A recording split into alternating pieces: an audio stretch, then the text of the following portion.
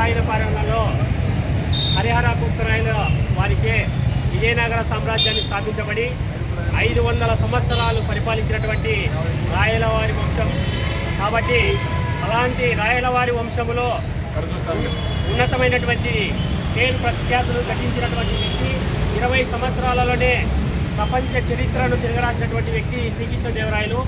అలాంటి శ్రీకృష్ణదేవరాయలు రాయల కాలంలో దేశ భాషలందు తెలుగు లెస్సని తెలుగు భాష గొప్పతనాన్ని ప్రపంచానికి చాటినటువంటి వ్యక్తి. అదేవిధంగా రాయల కాలంలో రత్నాలు రాసులుగా పోసి గల చరిత్ర కూడా రాయలవారి చరిత్రలో ఉంది. ఎన్నో దేవాలయాలను కట్టించిన కానీ తన పేరును ఎక్కడే కానీ సమాజానికి తెలుపకుండా గుప్తంగా దాచినటువంటి చరిత్ర శ్రీకృష్ణదేవరాయది.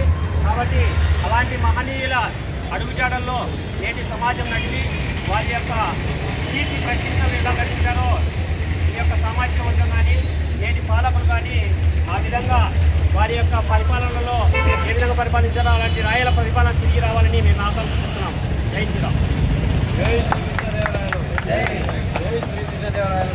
జై జై శ్రీకృష్ణదేవరాయలు. జై అడిగేదాం దూరం ఉంటే అది వేరు.